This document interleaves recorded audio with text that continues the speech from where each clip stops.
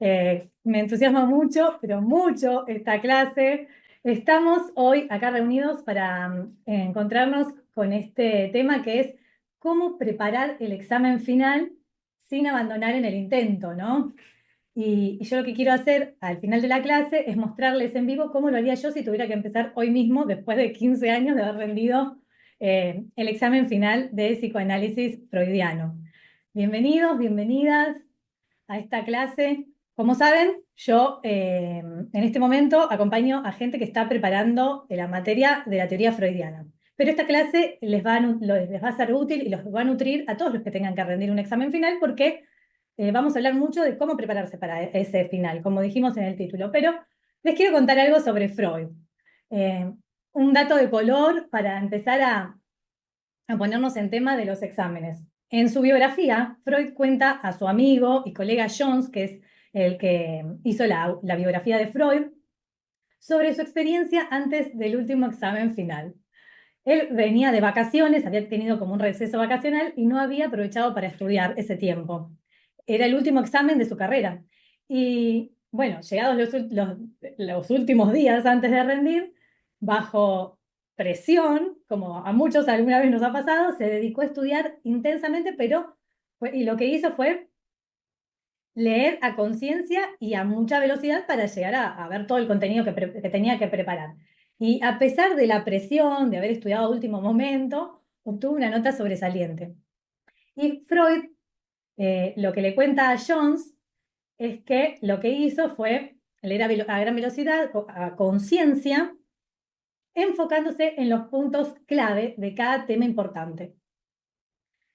Porque no tuvo tiempo de repasar ni de hacer resúmenes, y algo que es lo que él marca que le sirvió, que se dio cuenta después de rendir, es apoyarse en su memoria visual para desplegar la teoría que tenía que dar, ¿no? El tema que tenía que dar. Él se dio cuenta que tenía una habilidad que era la memoria visual. Y cuando rindió este examen y aprobó con una nota sobresaliente, se preguntaba, ¿qué fue lo que pasó acá? Porque yo no estudié como siempre, con más tiempo y más dedicación.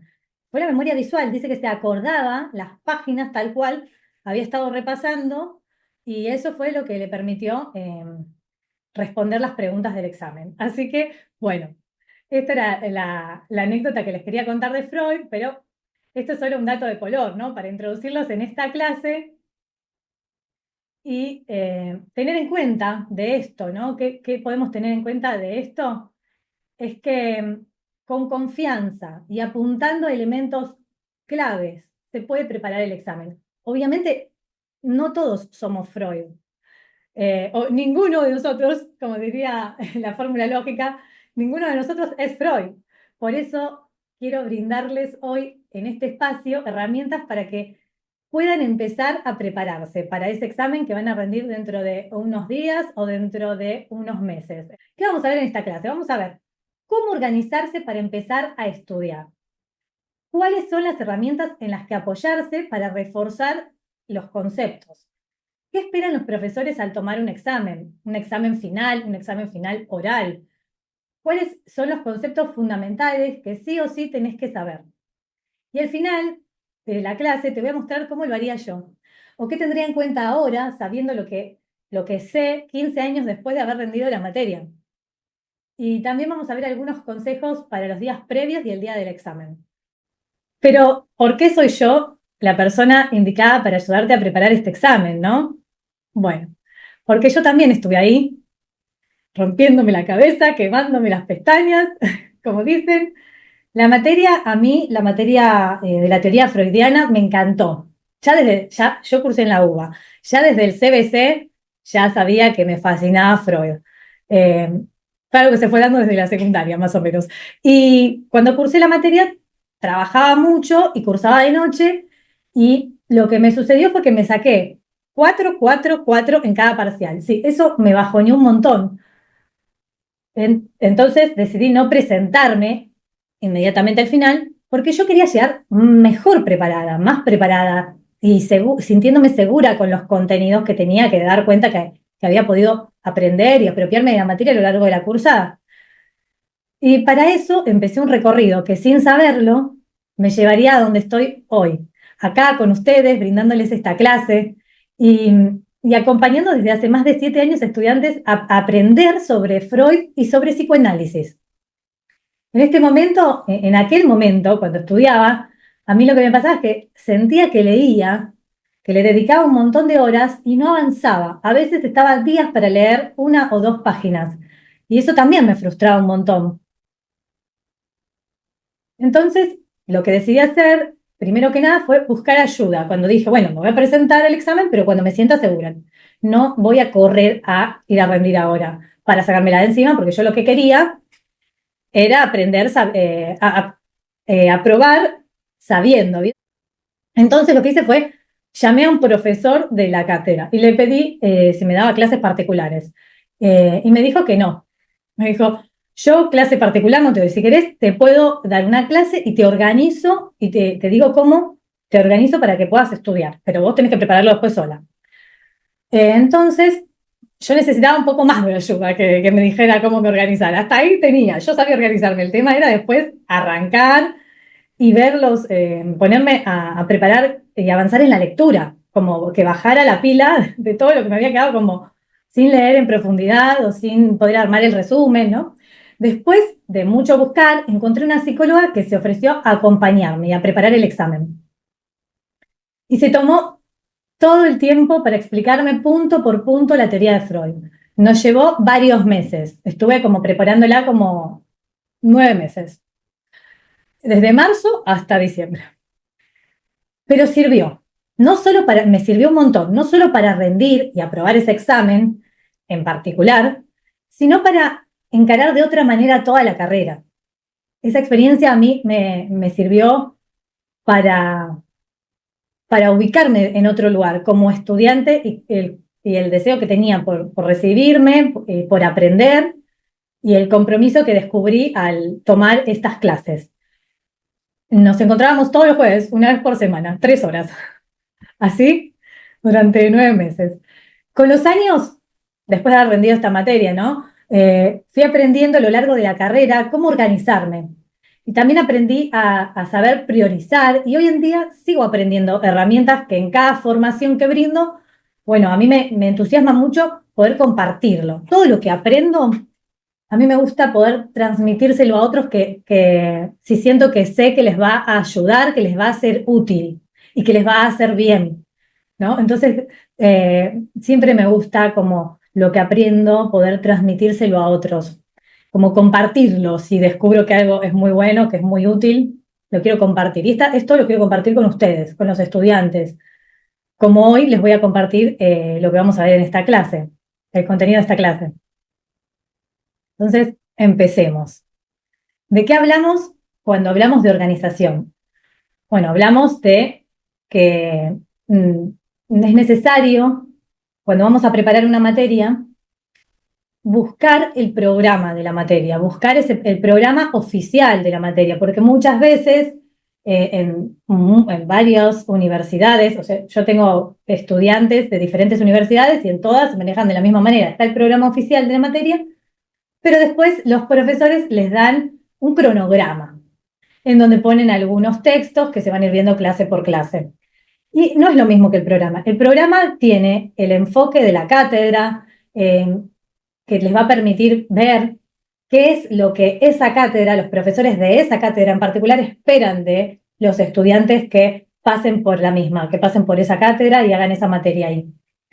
El programa los va a ordenar y les va a dar una orientación de qué es lo que ustedes necesitan saber, sí o sí, lo que tienen que poder dar cuenta de eso, de las posibles preguntas de examen oral. Antiguamente, y en algunas universidades todavía se usa este sistema, estaban las bolillas, que vieron que los programas tienen unidad 1, 2, 3 y subtemas. Bueno, había un bolillero que tenía, cada bolilla tenía un tema y sus subtemas, ¿no? Entonces, hacían mover el bolillero, sacaban una bolita y decían, bueno, a ver, te salió la unidad 4, háblame de la unidad 4. Y le empezaban a hacer preguntas de eso, era al azar, pero en el programa nosotros tenemos cuál es el bolillero con el que los profesores evalúan, que aunque no usen el antiguo sistema de sacar las pelotitas del bolillero, está ahí, es en el programa, y ellos necesitan ver que esos contenidos estén aprendidos. Entonces, el programa es una guía. Yo digo que es como una brújula, como un mapa y una brújula, nos orienta, pero para eso, para poder mover, estudiar el programa y hacer uso de esta gran herramienta que es el programa de la materia, necesitamos practicar. Porque vieron que si a nosotros nos dan un mapa un mapa de un lugar que vamos por primera vez y una brújula, igual no vamos a saber cómo hacer uso de esa herramienta porque no lo estuvimos practicando antes, no lo estudiamos antes. Entonces lo que yo les recomiendo como punto número uno de la organización es que busquen el programa de la materia. Busquen el programa de la materia y, y empiecen a estudiar siguiendo el programa, ¿no? Viendo unidad a unidad qué contenidos les están pidiendo que necesitan que ustedes hablen de eso, que sepan, que puedan dar cuenta de eso. Entonces, cuando ustedes lleguen a la instancia del examen final, van a tener como Freud en su memoria visual visualizado el programa, porque si fueron estudiando, siguiendo el programa, leyéndolo, tratando de buscar los contenidos que les indica que tienen que saber, trabajando con los textos que en el programa indica que hay que trabajar, cuando les hagan una pregunta, ustedes su memoria visual los va a llevar a dónde estaba esa palabrita en el programa y no se van a sentir perdidos, como si hoy a mí me dieran el mapa de San Luis, que no conozco, y voy por primera vez, me dan el mapa y me dicen, llega acá. Ah, sí. ¿Cómo hago? No tengo idea de lo que me estás hablando. Primero, tendría que estudiar ese lugar y ese mapa. Entonces, esto nos pudo haber pasado muchas veces. A mí me pasó, levanto la mano, me pasó, al no tener esta herramienta al principio de la carrera, ir a rendir, que me pregunten algo y que yo diga, no sé dónde estaba eso, claro, porque no había estudiado con el programa. Si estudias con el programa, te vas a dar cuenta de que lo que te preguntan está en los contenidos del programa. Ahí, enumerado más o menos. Hasta van a poder hacer un como si del examen y van a decir, bueno, díganle a alguien que con el programa les haga preguntas de tal contenido, a ver, háblame de tal contenido. Y van a ver que las preguntas del examen final suelen ser así. Bien, entonces el programa es muy importante para empezar a estudiar. Los apuntes que tomaron en clase es otra gran herramienta que tenemos para estudiar. ¿Por qué? Porque en clase los profesores van a transmitir lo que para ellos es fundamental que uno sepa y que uno haya podido apropiarse y hablar y dar cuenta de eso. Entonces, en nuestros apuntes de clase, nosotros tenemos otra guía para acompañar el estudio, ¿no? Entonces vamos a buscar el programa, vamos a buscar nuestros apuntes, vamos a tratar de organizar el material, ordenarnos, vamos a organizar nuestros horarios y nuestros días, porque todos tenemos una vida, la mayoría de los estudiantes tiene otras actividades en su vida, como ser el trabajo, la casa, la familia, si hacen alguna otra actividad como si son deportistas, si tienen una carga importante de horarios también en otra actividad. Entonces, hay que ver dentro de nuestro cronograma qué días y qué horas tenemos disponibles para estudiar, para bloquear ese horario y dejarlo exclusivamente para estudiar, para ponernos a preparar este examen. Y es importante hacerle un lugar en nuestra agenda, porque si no está ahí, no existe.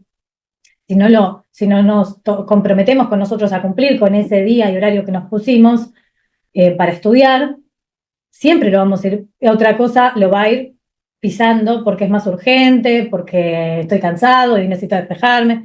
Entonces necesitamos asignarle un día y un horario, como le asignamos un día y un horario al gimnasio, como le asignamos un día y un horario a ir a cursar, como le asignamos un día y un horario a ir al trabajo. Eh, y van a ver que quizás tenemos poco tiempo, entonces tenemos que ver cómo nos administramos ese tiempo y también dejarnos tiempo de descanso en este plan. Que tengamos un día de descanso es importante para recuperarnos y recargar energías para la siguiente semana de trabajo, de estudio, de vida. Y el otro punto importante en la organización es elegir un tema para desarrollar, porque cuando uno va al examen final, si tiene un tema preparado, ya se asegura, si lo da bien, el 50% la aprobación, el 50% de aprobación de la materia. Entonces ya vamos por el 4 o 5, ya lo tenemos. Si preparamos ese tema, nos sentimos seguros y es un tema que integra conceptos y puntos de los distintos momentos de la materia. Bien. Herramientas de apoyo para entender a Freud, vamos a ver ahora, a Freud y su teoría. Los que me conocen saben que insisto con esto un montón, pero lo considero clave. Si tenés que estudiar a Freud, mm, en las obras de Freud de la editorial Amor-Rortu, que es esta, la verde, tiene introducciones, comentarios, notas al pie realizadas por James Trapchey, que fue quien se dedicó a agregar estos datos en en las obras de Freud. Entonces, las introducciones de James Trapchey son muy importantes. Nosotros generalmente cuando estamos estudiando con mucho apuro, las pasamos por alto. Y vamos directamente al texto, a la parte que escribió Freud. Pero en las introducciones, James Trapchey lo que hace es nos anticipa de qué se va a hablar, de qué temas fundamentales, o sea, ya te hace un recorte que vos podés ir subrayando, marcando y diciendo, bueno, en este texto Freud va a hablar de, por ejemplo, en el de narcisismo, introducción al narcisismo, va a hablar de narcisismo, de constitución subjetiva, va a hablar del dualismo el dualismo de la libido, va a hablar de la libido y su dualismo. Y va a hablar de las identificaciones. Entonces, él te lo anticipa en la introducción, también te cuenta en qué otros momentos, ya estamos en este momento de la obra, y él te va a hacer como una reconstrucción histórica de estos conceptos. ¿Cuándo antes habló de esto? ¿Qué dijo antes? ¿En qué textos también habla de este tema? Entonces, si vos vas a estudiar, por ejemplo, vas a leer el texto de Introducción al Narcisismo, y lees la introducción de James Trapchey, vas a ver cuál es la antesala de esta presentación, de esta tesis que hizo él con Introducción al Narcisismo, de los conceptos que trabaja y aborda principalmente. También te contextualiza qué estaba sucediendo en ese momento de la historia de Freud y del contexto histórico que acompañó el desarrollo de esa teoría en ese momento. Y si estaba discutiendo con alguien, entonces dice, hay una discusión entre Freud y está discutiendo con otro pensador. Entonces ya sabes que esa parte es un dato de color, un dato que te sirve para contextualizar, pero que a los fines del examen final no es algo en donde te tengas que detener. Entonces, si te preocupa porque no entendés de qué está hablando en ese momento, seguí leyendo tranquilo, con confianza, que vos vas a ir a buscar lo que Strapchey te anticipó en la introducción y no te vas a detener en la discusión de Freud y otro pensador, ¿no? Bien, en las notas al pie, que también las agregó James Trapchey, que tenemos en estas obras de Freud, lo que encontramos son ampliaciones de conceptos, porque quizás él está hablando de un tema, nombra algo que en este libro, en este tomo de la obra, no está, por ejemplo, o que no está en ese capítulo, porque ya lo dijo antes en otro capítulo o en otro tomo. Entonces te dice, este concepto, para ampliar la información de lo que Freud viene explicando, tenés que ir a tal capítulo, tal página, tal párrafo y vas a ampliar y profundizar lo que te está diciendo ahí. Por ejemplo, ahí se me colgó internet, me parece. Ahí está. Por ejemplo, yo me acuerdo que uno de los temas que preparé en otra materia, en donde se volvió a ver a Freud, pero en más profundidad, fue el tema del síntoma. Y dije, bueno, voy a preparar este tema, empecé a leer la conferencia 23 y en un punto había me faltaba información porque contaba que en tal otra conferencia había desarrollado otra parte de la teoría. Entonces lo que hice fue, gracias a la nota al pie, yo fui a buscar la conferencia 22 y leí todo lo que él explicaba en la conferencia 22 y me dio como más claridad, como me agregó información que necesitaba tenerla presente, haberla leído antes para poder entender lo que estaba diciendo en la conferencia 23, aunque no me la habían dado como bibliografía obligatoria en esa materia, pero yo necesitaba ampliar para entender más lo que Freud estaba diciendo en ese texto. Bien, y la última herramienta muy, pero muy útil es el diccionario de psicoanálisis. El diccionario de psicoanálisis hay varios, yo desde la facultad, el que uso y en el que me apoyo bastante para preparar las clases, para estudiar y demás, es el de Laplanche y Pontalis. Después hay otros que los estuve viendo y están buenos, también hay un vocabulario que actualmente también uso y lo comparto con mis alumnos. Los diccionarios ayudan muchísimo porque en el caso del de Laplanche y Pontalis, eh, vos vas a buscar una palabra, un concepto que decís, bueno, necesito ver qué quiere decir esto y qué me pueden decir en las definiciones del diccionario de esta palabra. Por ejemplo, la represión. Represión. Y voy a buscar represión y veo que lo que hay en el diccionario es una investigación sobre la teoría de la represión. O sea, es como que hicieron una investigación, compilaron toda la historia de la obra de Freud cuando fue hablando de la represión y te brindan una síntesis de esa investigación, que hay puntos en donde amplía. O sea que vos tenés una definición que te da una claridad y si necesitas profundizar en el concepto o preparar ese tema o ya leíste todos los textos de la represión, pero necesitas como cerrar la idea, ¿no? Como ordenarla y cerrarla. Todavía lo tenés todo como que la primera leída o las primeras leídas en donde decís, ah, bueno, entiendo, pero ¿cómo bajo toda esta información? ¿Cómo la ordeno y la simplifico? Bueno, vas a leer en el diccionario que ya está ese trabajo hecho. Muy bueno, muy bueno.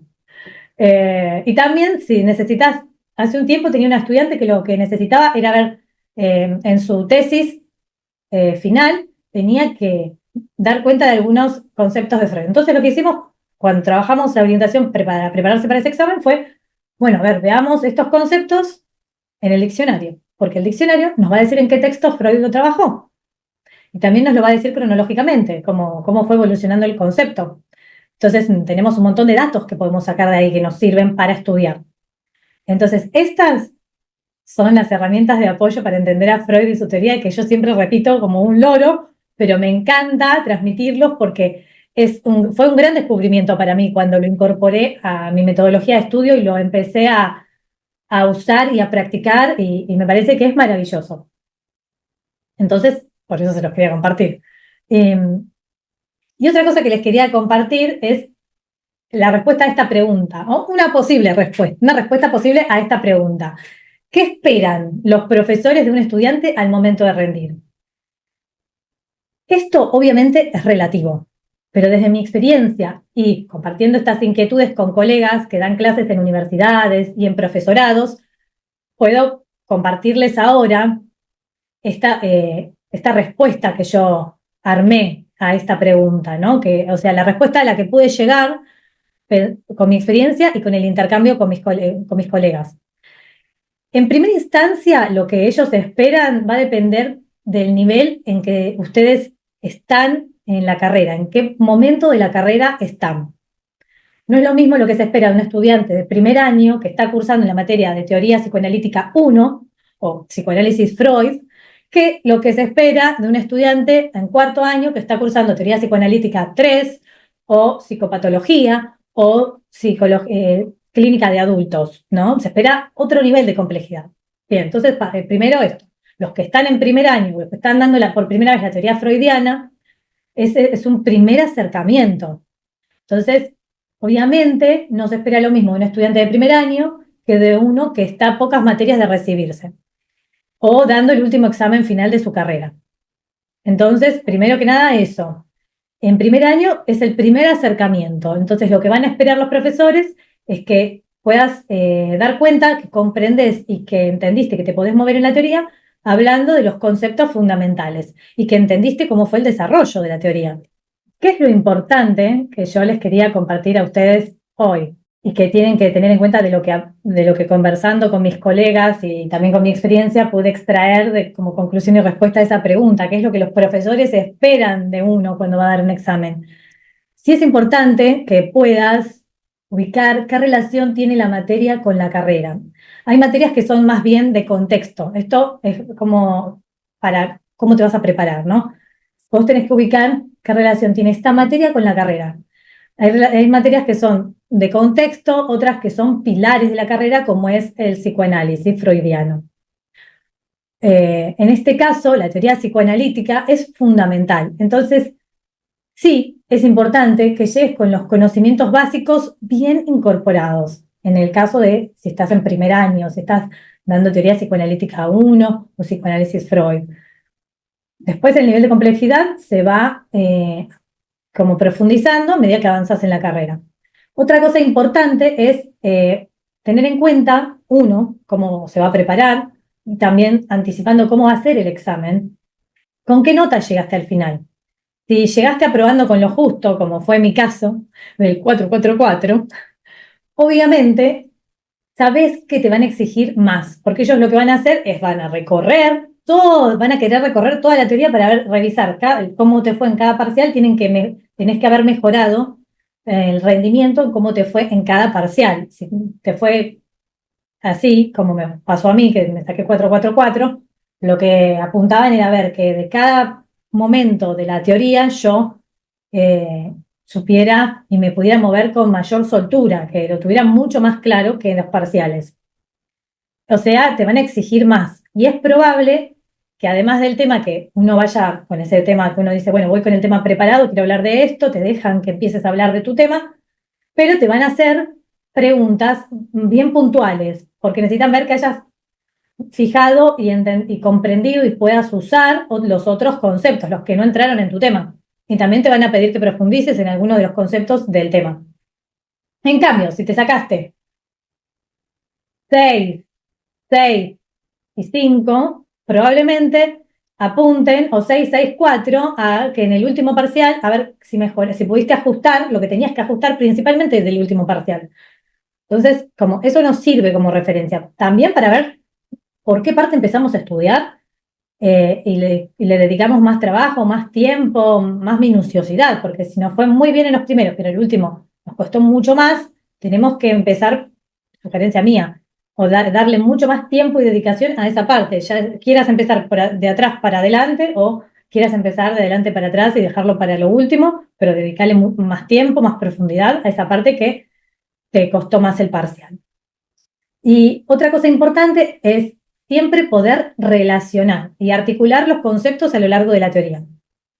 Esto es fundamental en todos los exámenes. Ellos lo que necesitan ver es que vos te puedas mover a lo largo de la teoría, a lo largo de la materia, ¿no? Que puedas conectar lo que se vio en el primer parcial con lo que se vio en el último parcial de la materia, por ejemplo, ¿no? Y si hubo 3 exámenes o 2 exámenes y un trabajo, que vos puedas conectar los conceptos de las distintas unidades, los puedas relacionar. Poder relacionar también con ejemplos, en el caso de la teoría freudiana, con ejemplos de casos clínicos que desarrolló Freud, que vos puedas hablar, por ejemplo, de la teoría del trauma y que puedas decir, bueno, la teoría del trauma en Freud, en el primer Freud, en el primer tiempo de sus desarrollos, lo puedo articular con el caso Emma, ¿no? Y los 2 tiempos del trauma. Y después, hacia el final de su obra, en donde hace la última actualización importante de los conceptos y de la teoría, lo puedo relacionar con más allá del principio del placer y el ejemplo que él da del trauma en las situaciones de guerra, por ejemplo, ¿no? Y de como algo, la diferencia que hace Freud de cómo piensa el trauma en la primera parte de su elaboración y cómo lo piensa al final de su desarrollo de la teoría, que presenta diferencias. Entonces, lo estoy conectando y ejemplifico con los casos que él presenta en esos momentos y lo articulo. Eh, entonces, eso esperan ellos que uno pueda hacer, como que haga este movimiento. Es como que sepamos jugar y hacer juegos con la pelota, ¿no? Si estamos jugando con una pelota, puede ser un partido de fútbol o de vóley, y que sepas moverte solo, haciendo penales, por ejemplo, y que sepas jugar y armar un juego con los otros conceptos, que serían los otros participantes, ¿no? En cuestión. Eso es lo que quieren, que vos puedas moverte de esa manera en la teoría y en la materia. Por último, la actitud y la corporalidad al expresarse son muy importantes. Entonces, traten de trabajar con ustedes mismos el llegar lo más calmados que puedan. Tómense su tiempo para pensar. Si están nerviosos, díganselo al docente, díganle, bueno, profesor, hola, ¿cómo le va? Mucho gusto, bueno, estoy muy nerviosa porque hace mucho que no rendía un oral, porque, bueno, es un examen oral y es muy estresante. Los exámenes orales son estresantes para los estudiantes y para los docentes también, porque pensemos que están evaluando un montón de personas en paralelo y es natural estar nervioso. Entonces, algo que les digo a mis pacientes y a los estudiantes también, cuando los acompaño con herramientas para trabajar esto de sentirse más calmos, es que obsérvense. Fíjense si hay algo de lo que hacen que les incrementa por demás el nivel de ansiedad y de nerviosismo. Por ejemplo, si están estudiando hasta muy tarde y están muy tensos, nerviosos, se van cada vez tensionando más porque saben que ya falta poco para la hora de ir a rendir o de entregar el trabajo. Traten de no corten de golpe y se vayan a acostar porque uno está como muy pasado de estrés y de ansiedad. Entonces traten de ver, como si vieron cuando vamos bajando la luz poco a poco, bueno, traten de ayudarse y ayudar a su cuerpo y a su psiquis y a su cerebro que estuvo siendo exprimido todo ese día de estudio, traten de ir como bajando poco a poco y dense ese tiempo para bajar, porque de golpe puede ser muy brusco y quizás no puedan dormir, quizás se sientan con mucha ansiedad y eso les provoque algún malestar, algún síntoma.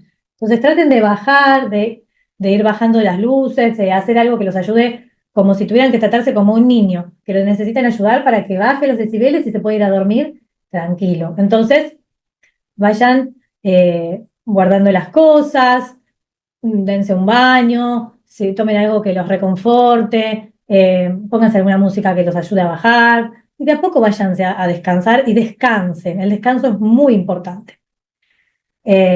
Quizás se dan cuenta que estudiando hasta último minuto antes de que lo llamen, se, se incrementa mucho la ansiedad y también traten de escuchar lo que a su cuerpo le hace bien y si a su cuerpo le hace bien, a su mente le va a hacer bien y si necesitan dejar todo cerrado hasta el momento en que los convoquen, pero ven que los estudiantes cuando están esperando a ser llamados para rendir, ven que otros están repasando y están hablando de eso y eso los hace sentir de vuelta que se están poniendo ansiosos.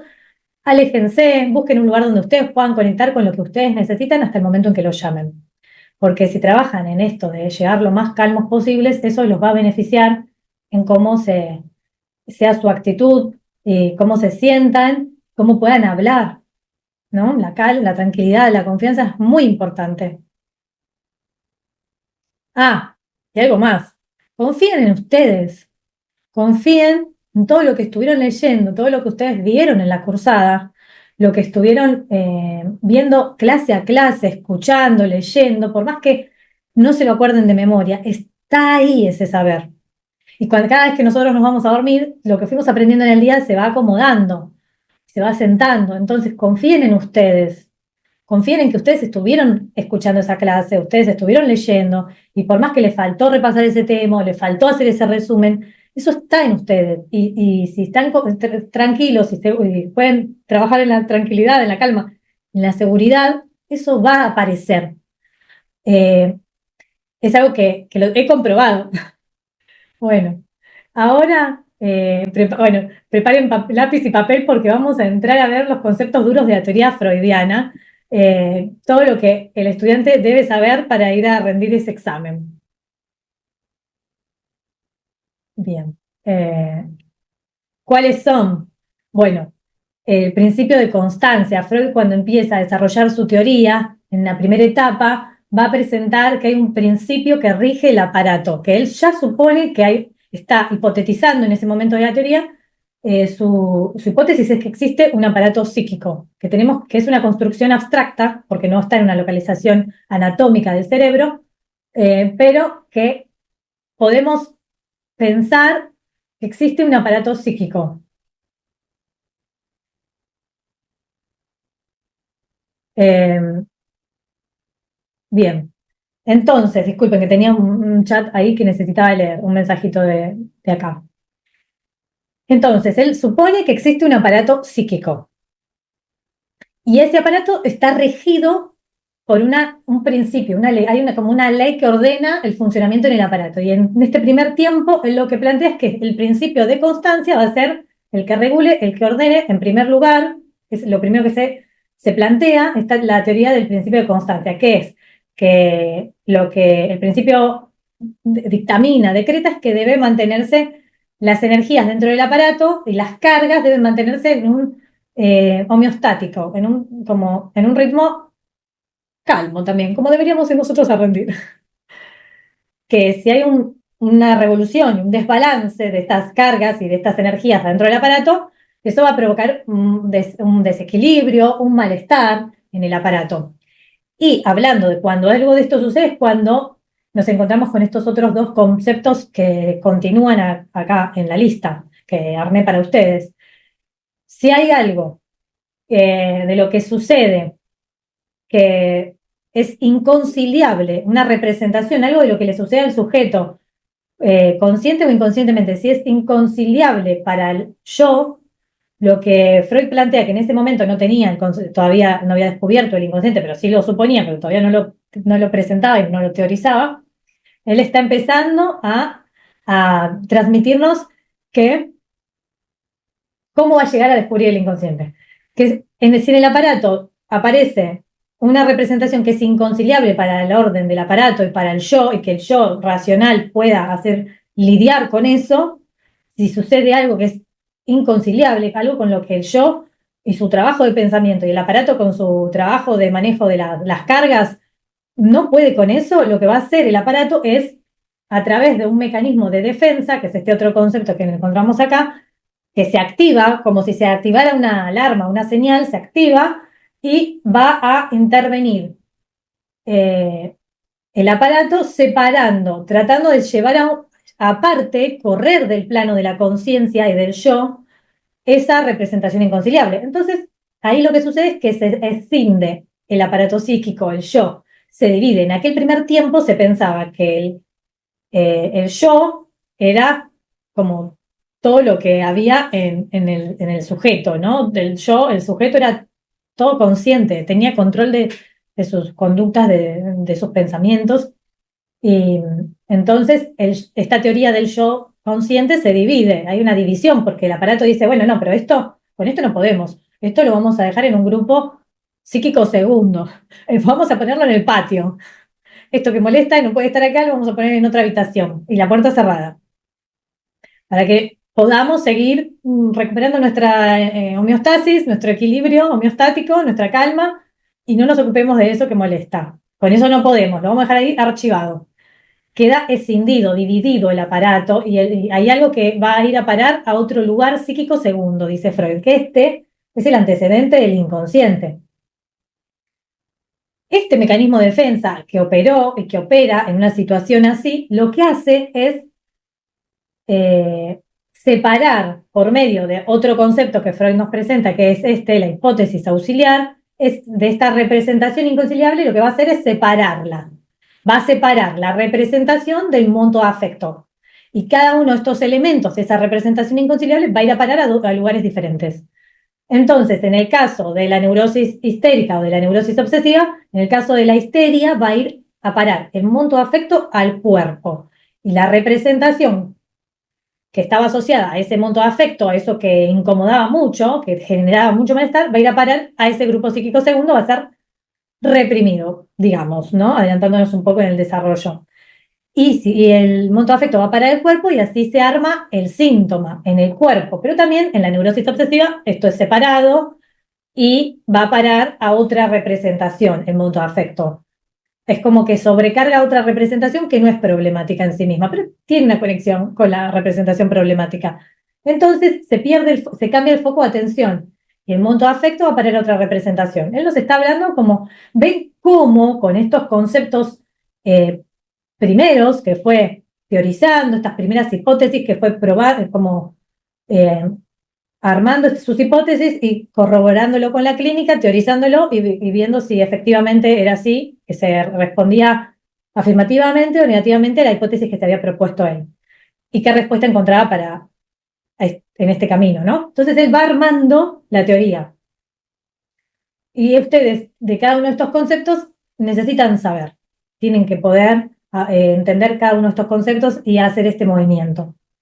Entonces, en este primer tiempo, él va a hablar de la teoría, de la primera teoría del trauma y la relación que esta teoría del trauma, el trauma tenga con la posible eh, causa de la neurosis. Él en ese momento planteaba que una causa posible de la neurosis de defensa, de la histeria, de la neurosis obsesiva, de la fobia, era que haya habido un trauma o una sucesión de traumas. Va a hablar del trauma en dos tiempos, que es esto que quería decir con una sucesión de traumas, ¿no? Porque en la teoría de los dos tiempos del trauma, Freud lo que plantea es que hay un tiempo uno que no se recuerda, porque tiene que ver con un tiempo de la infancia en donde no hay comprensión de algunas cuestiones todavía por niveles, por la maduración, y un tiempo dos que se da en la pubertad, en donde ya tenemos esa maduración para comprender algunas cuestiones de la vida y de lo que sucede. Entonces, en los dos tiempos del trauma, el tiempo uno no se recuerda, pero sucedió una situación traumática. Y en el tiempo 2, en la adolescencia, sucede otra situación traumática y estas dos están conectadas, tienen algo en común. Y que suceda la segunda, lo que hace es que permite que se reactive este recuerdo que estaba olvidado o guardado y se constituya el trauma en dos tiempos, como a partir de una vivencia segunda se conecta con la primera y se constituye el trauma en estos dos tiempos, porque este destapa este. Y también le da, como le da la comprensión que en este momento no se tuvo, entonces le da sentido. Este sería la teoría de los dos tiempos del trauma. Después, ya en este primer tiempo del desarrollo de la teoría, Freud descubre la transferencia que se da entre el paciente y el analista. Y con la transferencia, cómo trabajamos y cómo tenemos que maniobrar cuando abordamos a un paciente desde la psicoterapia, que era lo que él estaba empezando a brindar a medida que fue avanzando en el desarrollo de su teoría y de su metodología de trabajo, porque él desarrolló una teoría y una técnica que se sustenta, se fundamenta en esta teoría, que es el psicoanálisis.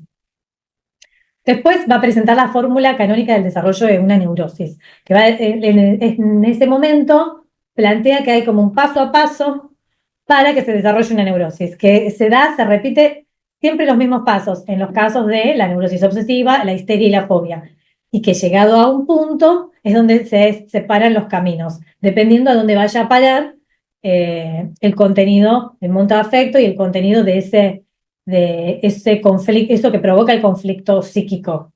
Y esta fórmula canónica después va a estar conectada con algo que vamos a ver en la segunda parte del desarrollo de la teoría, que es los tiempos de la represión. Es como el antecedente de los tiempos de la represión, que él lo va a teorizar en el segundo momento del desarrollo de la teoría, que es en el tiempo de la primera tópica, del aparato psíquico. Y este sería el tiempo previo a la primera tópica, el tiempo que yo le digo preparatorio. Durante este periodo, Freud fue pasando por diferentes métodos, probando diferentes métodos para trabajar con sus pacientes. Y esto es algo que también es necesario saber, de qué se trataba la hipnosis, de qué se trataba la presión en la frente, por qué Freud no le sirvió la hipnosis, por qué decidió dejar el método de hipnosis y pasar al de presión en la frente, por qué decidió dejar el de presión en la frente y descubrió el método de asociación libre. Y de qué se trata cada uno de ellos, ¿no? Después, él empezó a estudiar los sueños y la interpretación de los sueños. Y descubrió que como se trabajaba con los sueños, como trabajaba con los pacientes neuróticos, podía con esa misma metodología abordar los sueños y la interpretación de los sueños como la de los síntomas. Entonces fue evolucionando su técnica de cómo abordaba a los pacientes desde la psicoterapia.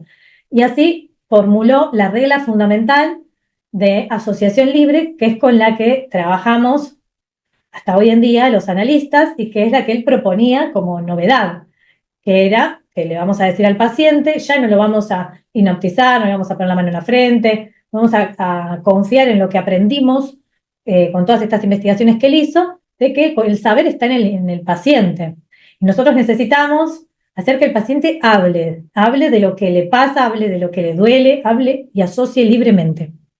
Entonces, la regla fundamental propone eso, que le indica al paciente cómo debe asociar y que se comprometa a no manipular la información para no ponerse del lado de la resistencia del aparato que no quiere que esos contenidos psíquicos salgan a la luz y accedan a la conciencia porque pueden generar mucho malestar. Pero cuando estamos trabajando con un paciente, el analista le brinda el acompañamiento, la contención y la confianza de que va a poder encontrarse con ese contenido y que no va a meterse a profundizar en algo hasta que no esté preparado, que su aparato psíquico va a ir habilitando esos niveles de información en la medida que la persona esté preparada. Y si eso se te vino a la mente, ya está listo para salir y a ser consciente y poder asociar de eso. Bueno, entonces presenta este descubrimiento que es la asociación libre y cómo maniobrar y cómo trabajar con los pacientes con la regla fundamental. Y en este periodo él va empezando a bosquejar cómo imagina que es este aparato psíquico que propone que existe en nuestro psiquismo. Y así este sería el esquema del peine, que es el antecedente, y ustedes tienen que poder saberlo, del esquema del peine para conectarlo con el aparato psíquico de la primera tópica, ¿no? Este sería el antecedente del aparato psíquico, es como el boceto previo a presentar y publicar su teoría del aparato psíquico de la primera tópica. Bien, y acá lo que les quería comentar es que para entender mejor la teoría de Freud, algo de lo que les fui ya nombrando, es útil dividirla en tres etapas. Los primeros conceptos que acabamos de ver corresponden a los primeros acercamientos, las teorías y los métodos que Freud en ese primer tiempo preparatorio que yo le digo, él utilizó. Y estos conceptos sentaron las bases para que a partir de 1900 él pudiera desarrollar su propia teorización en esa segunda etapa, que es la de la primera tópica del aparato psíquico, introduciendo nuevos conceptos y desarrollando teorías de cada uno de esos conceptos. Él es como que acá preparó sus hipótesis, las corroboró, y en esta segunda etapa, que es la de cuando presenta el primer aparato psíquico, el de la primera tópica, dice, bueno, estos conceptos que ya probé, ahora voy a desarrollar la teoría de cada uno, porque cada uno tengo que poder dar cuenta de cómo funciona, qué lógica tiene, cómo se da en el movimiento del aparato.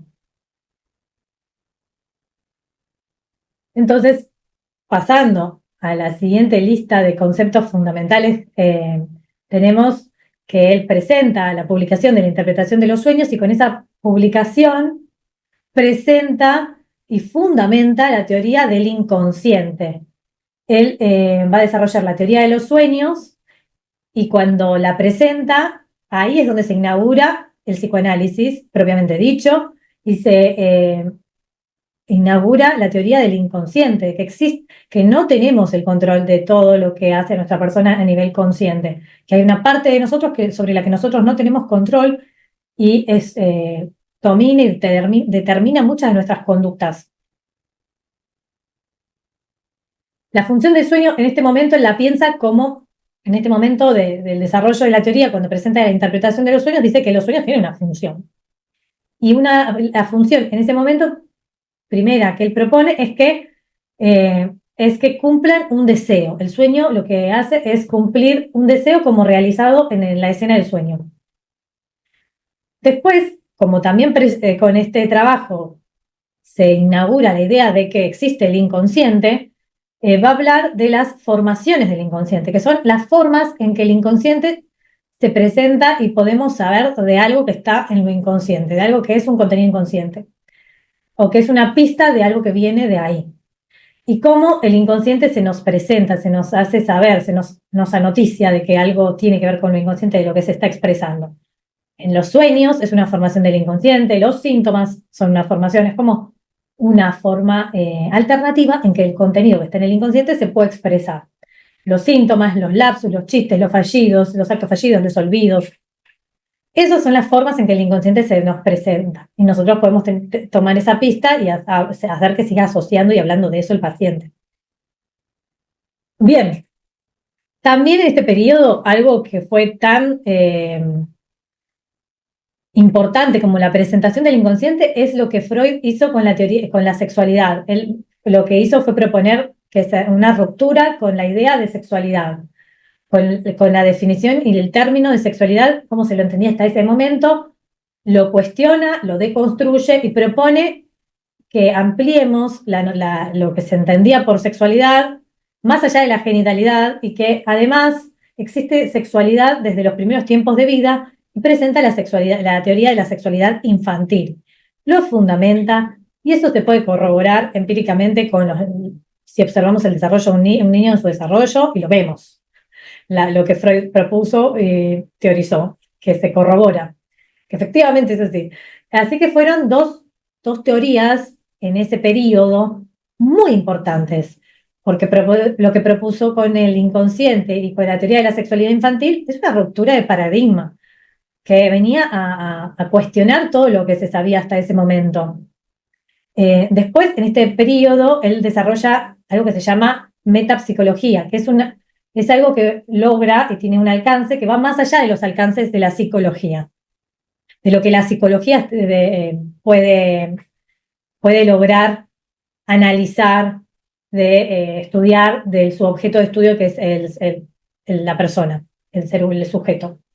Él lo que propone es una metapsicología, que él va a abordar a ese objeto de estudio, que sería el sujeto, el paciente, y su patología, su psicopatología, la problemática que presenta, desde una mirada más integral, que va a apuntar a ver las cuestiones tópicas, dinámicas y económicas que están en juego en el conflicto psíquico que se está dando en este paciente, en esta persona. Y para eso, en esta metapsicología va a desarrollar teorías puntuales muy importantes, como la teoría del narcisismo, la teoría de la libido, la teoría de las pulsiones y el primer dualismo pulsional, la teoría de la represión y sus tiempos, los tiempos de la represión, la teoría de la fantasía, del complejo de Edipo y el complejo de castración y lo inconsciente, por supuesto, pero como ya lo había nombrado, bueno, lo vuelvo a nombrar porque tenemos el descubrimiento del inconsciente y después tenemos la teoría del inconsciente, de lo inconsciente. Y cómo estos elementos están operando en el aparato psíquico y cómo se dan las relaciones entre cada una de estas partes. Entonces, esta etapa sería una etapa de consolidación de su teoría, de una etapa de conceptos claves que van a marcar un antes y un después en la historia de la humanidad.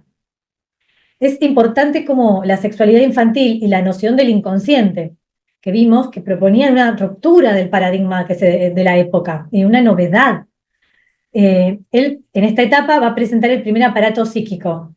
Y si hay algo que tienen que saber que caracteriza a Freud, era su constancia en ir y venir en sus teorías, revisarlas, nunca se quedaba conforme y se cerraba a una sola idea.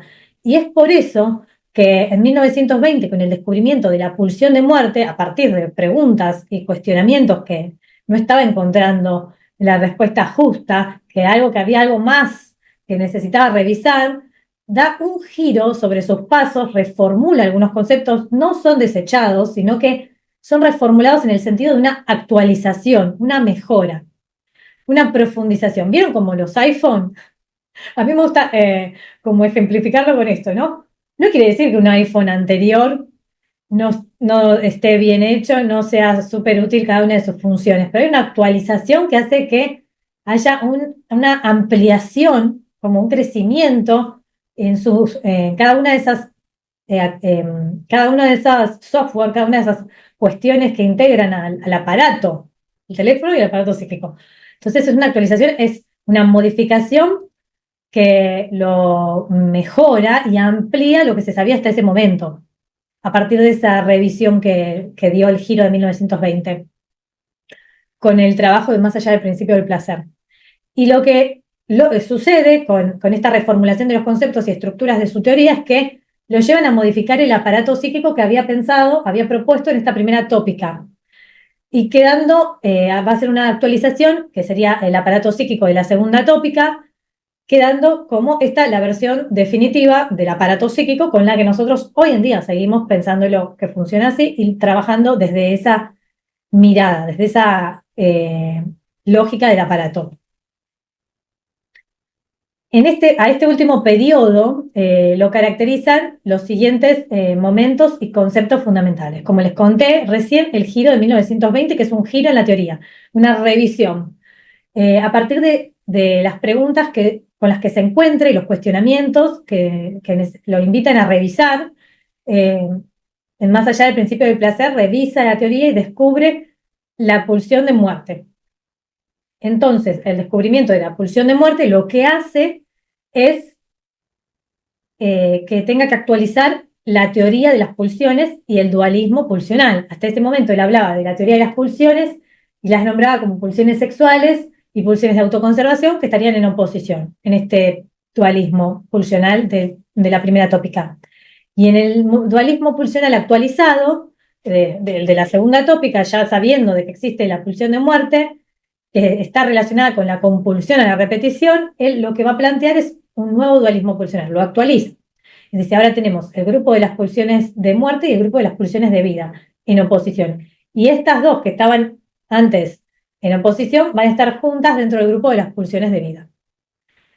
Va a reformular el aparato psíquico que en esta primera tópica lo planteaba como inconsciente, preconsciente, conciencia, y ahora no va a eliminar esto, pero le va a agregar a estos sistemas las instancias de yo, ello y super yo. Amplía y modifica también con todo este recorrido la teoría del trauma y la teoría de la angustia. Y además va a desarrollar el complejo de castración y las fantasías en relación al complejo de castración. Entonces reformula también la teoría de la fantasía. Bien. Esta etapa se la conoce como el desarrollo de la segunda tópica del aparato psíquico. Es importante que estos conceptos que repasamos de la teoría los conozcan, los entiendan, sepan en qué momento se desarrolló cada uno y cómo se relacionan entre ellos y cómo fueron transformándose a lo largo de la teoría. Bueno, ahora sí, llegamos al final de esta parte del recorrido de esta clase. Gracias por quedarse. Lo que yo prometí, lo prometí yo y este examen, con todo lo que sé y con todas estas herramientas que hoy les compartí, cómo, cómo lo resolvería yo si me tengo que preparar hoy para rendir el examen en diciembre. Para eso voy a volver a este punto que vimos al principio y lo voy a ampliar y se los voy a refrescar porque esta es mi ayuda a memoria para lo que les quiero contar, cómo lo resolvería hoy. Lo que haría volviendo a ¿no? Bueno, tengo que empezar. Lo prometido era que yo les iba a contar cómo resolvería yo hoy la preparación del examen con todo lo que aprendí en estos años y de la experiencia de la cursada en la facultad. Bueno, lo que haría sería ir a buscar el programa de la materia, buscar los apuntes de clase que tomé, buscar todo lo que haya podido avanzar en la lectura, mis resúmenes, mis textos leídos y qué textos me falta leer de los que entran en el programa, porque como vimos lo del bolillero, pueden preguntarme cualquier cosa de lo que está en el programa, en realidad. No van a usar el cronograma de clases, ese lo usan más bien para los parciales, pero para el final entra todo lo que está en el programa del año que uno cursó la materia. Entonces voy a ir a buscar el programa de este año, porque si la cursé este año y la voy a rendir ahora, voy a buscar el programa. O si la cursé hace 2 años, voy a buscar el del 2022. Voy a buscar ese programa porque este es el que con este me van a evaluar a mí. Si hubo alguna modificación en el actual, no.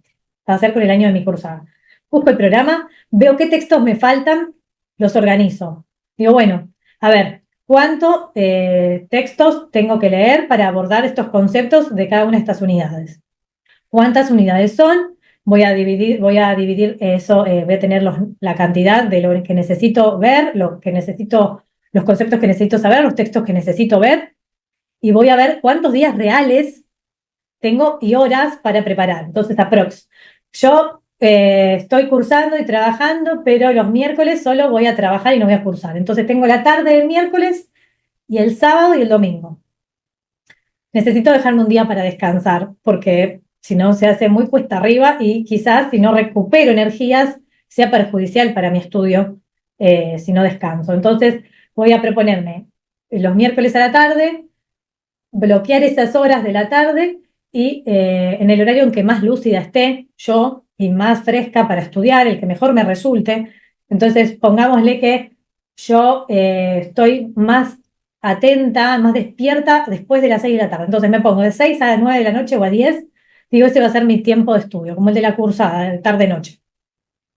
Me lo reservo. Y el sábado descanso y el domingo por la tarde o el domingo desde que me levanto me dedico a estudiar. Pero el sábado descanso. Entonces tengo un descanso entre medio de una larga semana y un día largo de estudio. Entonces el sábado descanso, hago actividades de esparcimiento, pero el domingo trato de estar lo más fresca posible. O sea, trato de descansar bien el sábado. Si salgo, no pasarme de mambo y volver, por ejemplo, bueno, medianamente a la medianoche y descansar 8 horas y me levanto a las 10 de la mañana, el domingo a las 11 y arranco a estudiar. Busquen un lugar en donde ustedes sepan que en ese lugar pueden encontrar concentración, ¿vale? Lo van a ir descubriendo si todavía no saben cuál es el lugar donde ustedes tienen concentración. Prepárense para sepan que ese va a ser el lugar, el espacio en donde ustedes estudien. Entonces, vayan a construyendo ese espacio, haciéndole lugar en la agenda, haciéndole lugar en el espacio físico de su casa o donde a ustedes les guste ir a estudiar y les funcione concentrarse. Y sepan que la concentración es algo que va a aparecer, es algo que aparece después de trabajar mucho en construirlo. Entonces, las primeras veces van a estar súper incómodos, pero lo importante es que sostengan esto que se proponen. Entonces, me propongo que los miércoles y los domingos me voy a dedicar a estudiar. Los sábados voy a descansar, pero no me voy a salir de gira toda la noche porque al otro día no va a haber mucho resto de neuronas atentas para estudiar. Entonces, digo, bueno, me organizo y empiezo. Los miércoles avanzo con la lectura de algunos textos que me faltó leer. Y los sábados veo semana a semana, por ejemplo, son 10 unidades que tengo en general, si las organizo por conceptos y por temas, 10 unidades que tengo que abordar, o son 15 unidades, bueno, voy a hacer 2 unidades por semana. Entonces, a ver, ¿cómo hago para lograr estas 2 unidades o esta unidad de temas y de textos en esta semana? Empiezo el miércoles, avanzo con la lectura y el domingo tengo que tratar de concluir con lo que me propuse para esa semana. Me pongo como objetivos por semana y avanzo. Avanzo en las lecturas y si me faltó leer, priorizo avanzar en la lectura y hacer un repaso veloz las últimas horas del domingo por todo lo que tendría que haber visto de esa unidad. Y paso a la siguiente semana inicio con la 2. Si algo me quedó, que me faltó, lo que puedo hacer es, para no perder el ritmo, es ver, bueno, ¿qué me faltó? Lo voy a ver en los huequitos que tenga en las semanas. Voy viajando. Me faltó repasar algo en el viaje, lo voy repasando, lo voy leyendo, pero rapidito, así como para refrescar.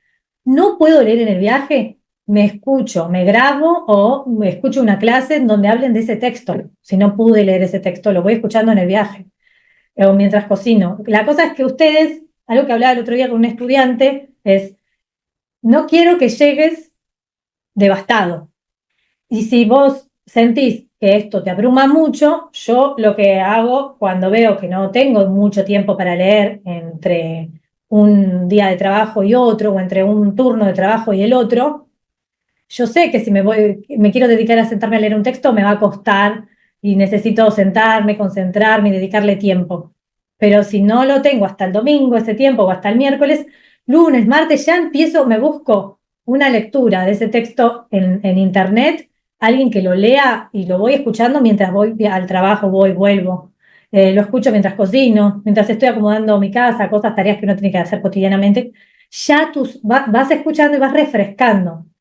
Eh, entonces, tu mente, tu cerebro va como despertando esas nociones que vos tenés ahí, porque vos hiciste la cursada de la materia. Entonces vas refrescando, te vas poniendo en tema, ya lo tenés como escuchado, sabés de qué va el texto. Y es algo que podés hacer, es una tarea más liviana, porque escuchar una clase mientras estoy viajando es una tarea liviana. No estoy leyendo súper concentrada, pensando que necesito pasarlo. Entonces, lo que me faltó, digo, bueno. el tiempo para estudiar es el miércoles a la tarde, el domingo, y lo que me faltó ver, voy a tratar de anotármelo e irlo escuchando en la semana. Entonces busco las clases en donde se habló de ese tema y me las pongo a escuchar con el celu. O las busco en internet, la lectura de ese texto de Freud, que hay en internet como audiolibros, audiotextos. Y voy avanzando, como tratando de mantener el ritmo. Y como no, tratando de que la frustración por lo que no llegué a lograr de esa unidad no me entorpezca el paso a la siguiente unidad. Confiar en que estoy viendo los temas de diferentes perspectivas y que al final voy a tener tiempo para repasar. Entonces me dejo como una semana para repasar y después voy a volver a ver esto. Voy a hacer un repaso general. Entonces me voy a apoyar en el repaso general, en los apuntes de clase, en los resúmenes que fui armando, en este recorrido de estudio semanal. Y también en este recorrido de estudio semanal voy a ir tratando de marcar cuáles son los temas en los que me siento más segura o más seguro, ¿no? Que me gustan y que veo que van conectando. Entonces voy a ir como armando el boceto de las conexiones que yo podría hablar en mi tema. Por ejemplo, en el primer tiempo tenemos la defensa, la fórmula canónica del desarrollo de una neurosis. En el segundo tiempo tenemos la represión, los tiempos de la represión, las fases y el fracaso de la represión con el síntoma. Entonces, y con el retorno de lo reprimido. Entonces ahí tengo ya una conexión que conecta varios puntos de la materia y los integra. Entonces digo, podría hablar de este tema y voy anotando los temas que me gustan, los temas en los que me siento segura y con qué se van conectando. Y después voy a ir relacionando, haciendo más conexiones. Entonces voy avanzando y cuando llego hacia los últimos días tengo tiempo para repasar. Ahora, esto es un plan que uno se propone, pero algo que tenemos que saber es que es muy difícil que nos salga así como yo te los digo.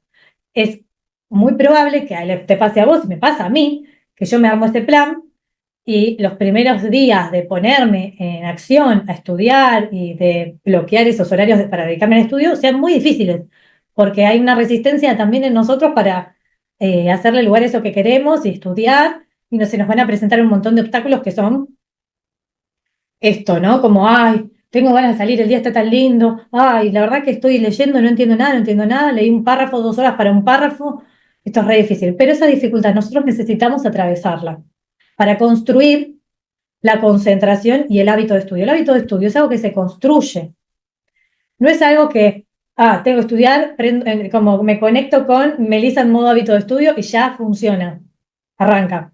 No, es algo que se va construyendo poco a poco y atravesando estas dificultades, con este malestar, pero sostengan.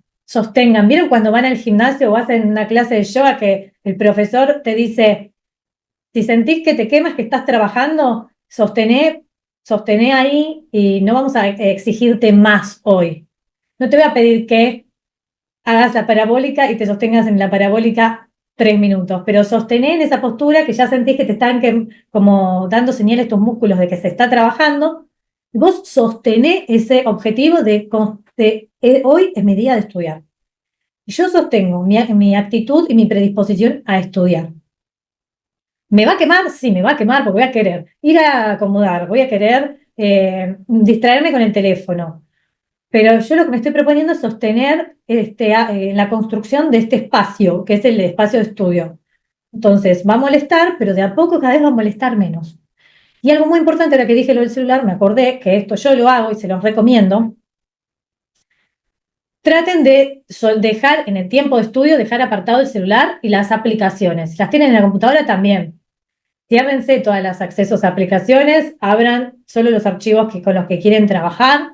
El celular, guárdenlo, que no suene, que no vibre, que no lo vean, que mandan alguna señal, que se prende una lucecita, porque el cerebro está conectado con todas esas señales, ya está en una relación con la tecnología de tal manera que es parte de nosotros, ¿vieron? Entonces necesitamos apartarlo, que podamos enfocarnos, porque la concentración que estamos trabajando en construir y el hábito con las interrupciones tenemos que empezar de cero de vuelta. Y nos va a molestar y va a ser muy difícil cada vez. Pero esto va a pasar. Sepan que va a pasar, que es parte del proceso y sostengan.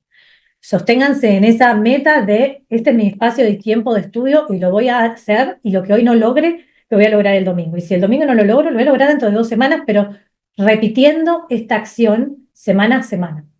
Porque es eso lo que hace que se construya un hábito y que nosotros ya no nos duela. Y a medida que vamos avanzando en las semanas y se acerca la fecha del examen, como bien vimos de lo que le pasó a Freud, la presión de la cercanía de la fecha, el tiempo, hace que además vayamos arrancando más, como sintamos un nivel de estrés que es adecuado para agilizar el ritmo de estudio, que sucede naturalmente, que si arrancamos ahora vamos a arrancar de a poquito y a medida que nos vayamos acercando a la fecha vamos a ir sintiendo ese nivel de estresor adecuado para movernos un poco más rápido. Entonces, bueno, yo me prepararía así y sostendría esto de hacerle ese espacio al estudio y que nada eh, haga que yo cambie o suspenda ese día. Que si quiero hacer una actividad la voy a hacer después del horario. Quiero juntarme con mis amigas o mis amigos o quiero salir con mi pareja, bueno, pero después de las 10. El miércoles, 9:30 de la noche, corto, como si trabajara horas extras.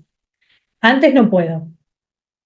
Y así, como ir respetando tu tiempo de estudio. Se va a ir construyendo el hábito y voy a ir llegando sintiéndome más tranquila y más confiada y segura al día del examen. Yo lo haría así, hoy. Bien, entonces volvemos al último, al final de este encuentro que les estaba por contar. Las últimas recomendaciones para el día del examen o los días previos. Eh, no llegues sin dormir al examen, trata de descansar, trata de tener un buen descanso, esto te va a ayudar a recordar y expresarte mejor y en el descanso se fija todo lo que estuvimos estudiando en el día. Soltá los apuntes, un rato antes de ir al examen, deja de lado los apuntes, trata de hacer foco en otra cosa, tomar un café, comer algo rico que te dé energía, o si no podés comer antes del examen está bien, pero hace algo que te ayude a bajar. Yo ahora tengo una banda sonora que me hace muy bien cuando voy viajando, es re linda. Y está en inglés, así que tampoco mi mente se pone a pensar demasiado en castellano, porque está escuchando la letra en inglés y la música, y conectar con algo que te haga bien, que te ayude a bajar ese estrés que cuando más cerca de la fecha estamos, más grande es el estrés. Y no te compares con tus compañeros. A medida que van pasando uno a uno, uno los ve y mira que ve cómo son las caras de los compañeros que están saliendo a rendir y se pone más ansiosa, más ansioso, más nervioso. Siente que el otro sabe más si está estudiando acá o está contando lo que le preguntaron y que uno sabe menos, que me faltó ajustar cosas. Confía. Trata de no conectar con eso, con esa comparación, y confía en lo que vos estudiaste. Confía en tu recorrido, confía en tus conocimientos, que están ahí, en vos. Me gusta esta imagen porque representa lo que nadie ve del estudiante, ¿no? Es el iceberg del estudiante. Esto sería aprobar, pero ¿qué hay debajo de el logro de aprobar la materia? Hay esfuerzo, hay perseverancia, hay horas de estudio, hay frustración día a día con ese espacio de estudio en donde dentro nuestro hay algo que nos quiere sacar de ahí, que dice, no, no estudies, no quiero esto, mejor me voy a limpiar, mejor me voy a ordenar el placar, mejor me voy a ver la tele o me voy a ver una serie o me voy a Twitter a ver qué están diciendo de tal tema de actualidad. Y esa frustración está ahí muy presente en lo cotidiano y con eso nosotros nos las vemos y le hacemos frente y tenemos que, bueno, sí, pero avanzo con la frustración, el cansancio, las noches sin dormir, los que se quedan noches sin dormir o los que nos hemos quedado algunas noches hasta que nos quedamos dormidos. Quiero compartirles esta imagen que creo que representa muy bien que se la lleven. La voy a hacer más chiquita. Así le hacen un screenshot y lo comparten, ¿no? Lo que nadie ve del estudiante, ¿no? Lo que uno no ve, uno no lo ve.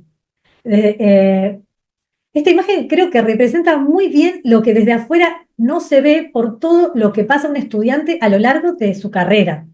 Recordá que son pasos y si en una oportunidad no te va bien, no es porque no seas inteligente, porque seas menos capaz que otros, sino que quizás necesitas ajustar un poco más la teoría, los conceptos, y esto me lo dijo una profesora una vez y a mí me quedó grabado para siempre. Cada examen, cada evaluación es una instancia, es un aprendizaje, es una instancia más de aprendizaje. No es un sello de aprobado o desaprobado, es un aprendizaje. Yo voy a rendir y no logro aprobar y me van a devolver algo y me van a decir, fíjate esto, quiere decir tal y tal cosa, esto que dijiste está bien, pero en realidad nosotros lo pensamos de esta manera. Trata de leer tal texto, sugerencias, o sea, es como si fueras una clase y te dicen, bueno, tenés que ajustar esto, esto y esto. Yo te corrijo esto y vos lo corregiste y ya lo aprendés. Te queda grabado. Como esa frase me quedó a mí grabada para siempre, que me dijo la profe cuando cursaba. Entonces, recuerden esto cuando piensan en ustedes como estudiantes y en que quieren aprobar. Y valoren todo lo que está debajo del aprobar, que es lo que hacen día a día. Bueno, ahora sí. Gracias por haber llegado hasta acá. Gracias por haber visto esta clase y por haberme dejado ayudarte a sentirte más seguro, segura, para empezar a preparar el examen. Te llevas de esta clase un montón de herramientas para que puedas empezar a pensar cómo vas a prepararte esta vez. Seguramente todavía te parezca un montón toda la info que vimos hoy, pero de a poco va a ir decantando. Mi objetivo de hoy era poder darte recursos para que pierdas el miedo a estudiar o veas si puedes cambiar algo que te ayude en tu rutina de estudio. Y además repasar los conceptos freudianos que sí o sí tenés que saber para el momento del examen. Si viste esta clase es porque estás nervioso o nerviosa por presentarte el examen final, no sabes por dónde empezar a estudiar, estás con poco tiempo y bloqueada para arrancar a estudiar, o te sentís desanimado porque ya rendiste y no aprobaste. Bueno, hay una solución posible, pero antes quiero que te preguntes, ¿qué vas a hacer para cambiar eso? Te voy a dar dos opciones. Uno, podés quedarte con lo aprendido hoy en esta clase que estoy segura que te va a ayudar a prepararte. Dos, o si realmente estás dispuesto o dispuesta a poner todo de vos para rendir ese examen, me encantaría acompañarte un paso más con mi curso intensivo Freud y el examen final. En este curso que armé especialmente para estudiantes que se encuentran en tu misma situación, vamos a ver pautas de organización. Te voy a mostrar cómo estructurar tu tiempo y recursos de manera efectiva. Lectura. Vas a aprender técnicas para leer a Freud de una manera más fácil y efectiva. Resumen eficaz. Te voy a mostrar cómo hacer resúmenes claros y ágiles. Elección del tema. Te voy a ayudar a que elijas el tema perfecto para tu exposición. Recorrido por conceptos fundamentales. Vamos a hacer una revisión por las nociones clave que necesitas saber de la teoría desarrollada por Freud a la hora de rendir. Vamos a ver ejemplos de casos clínicos desarrollados por Freud y casos cotidianos para ajustar y clarificar su teoría. De cada tema tendrás una actividad de fijación liviana, dinámica y muy simple, que no te va a demandar mucho tiempo. Y vas a llevarte resúmenes hechos por mí con la técnica que te voy a enseñar para que puedas aplicarla en todos tus exámenes. Videos explicativos para que puedas profundizar en cada tema a tu propio ritmo. PowerPoints, que son un apoyo visual para fijar los conceptos fundamentales. Entonces, este curso consta de 11 unidades temáticas que se desbloquean semana a semana hasta completar el curso que dura 12 semanas. Clases asincrónicas 100% virtual. Material de apoyo descargable. Los resúmenes, tarjetas con conceptos fundamentales y ejercicios al finalizar cada unidad. El material y accesos a los videos te quedan de por vida. Si sentís que este curso es para vos y para lo que necesitas en este momento, que es aprobar el examen final, escribime por privado y te cuento las promos, los bonus especiales que pensé para los estudiantes y las distintas formas de pago que te puedo ofrecer. Me encantaría acompañarte a lograr tu objetivo de aprobar. Muchas gracias por haber llegado hasta acá. Estamos en contacto.